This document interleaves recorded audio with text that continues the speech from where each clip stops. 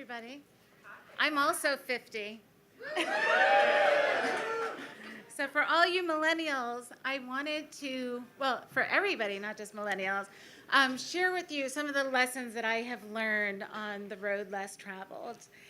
Because I really feel that you don't always know what you want to do. And sometimes you plan what you think the road is going to be, and then, as this diagram shows, all this crazy circles and pathways lead you to a whole different place.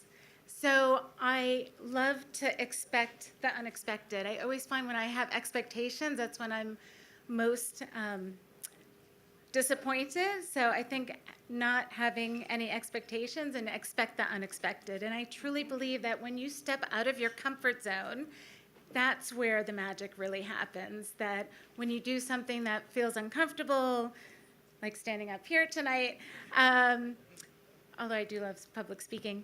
But when I was a little girl, I was always so envious. Did you ever know kids in school that knew exactly what they wanted to do? They wanted to be a teacher, a doctor, a lawyer. I never knew what I wanted to do. I knew two things. One is that I did know what I wanted to do. I either wanted to be a clown because I wanted to make people laugh, or I wanted to be a stewardess because I wanted to travel the world.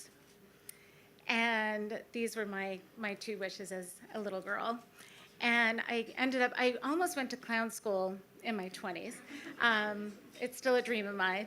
But I knew as a little girl, I was always drawing, coloring, collaging. I loved art and was always attracted to just creating. And this happened in my mid-20s.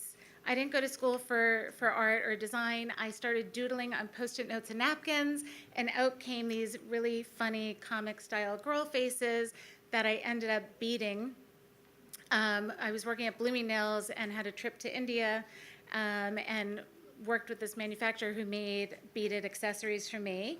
And so I had my own company, which was very unexpected. For 8 years, I didn't go to school for business, didn't go to school for design. And I had manufactured from India to China, and I had this big pickle, which was I ordered 5,000 units because those were my minimums because I got this great price in China.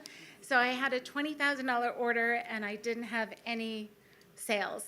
So what do? I became a saleswoman warrior. I hit the ground and just hustled and ended up selling through all 5,000 units. Ended up selling more. I had 11 trips to Asia. I've sold thousands and thousands of products. And I really believe that the key is to have a team. I did a lot of it alone, but I had I eventually got mentors and had people that helped me. And I love this quote by Paulo. Does anyone know Paulo? I'm sure you've read him. He has a new book out. When a person really desires something, that the universe truly does conspire to help you realize your dream, and you know that you're on the right path. And as an entrepreneur, you always think, oh, I just need to get up this one hill and then I've arrived. But no, it's really the mountain. And if you saw that mountain in front of you, you'd be frozen, not move forward. So it's always just taking small steps and finding a way to continue to move forward with your goals and with your dreams and desires and what you want to create in your life. And I'm trying to think what my next slide is. And take time to self-reflect. It's okay to stop something if you don't feel that it's bringing you joy, right? Life is very short. You really have to enjoy as much of it as you can. And if you find, and I love this quote about you are not a tree. If you don't like where you are, you can move. So don't be afraid to take a step back and self-evaluate and reflect and decide on what your next path is going to be. And my next path, so I had my business for 8 years, and then in New York City, I moved here in 2008, and I started teaching the business of fashion. And I loved working with Philadelphia designers and seeing all the great talent and creativity that's here in the city.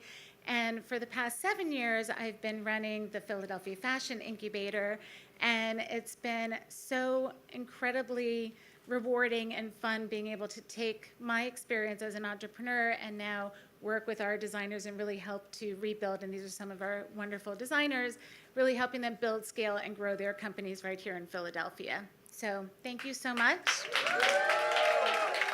Visit our website, Punk Avenue Designer website, PhiladelphiaFashionIncubator.com. Thank you.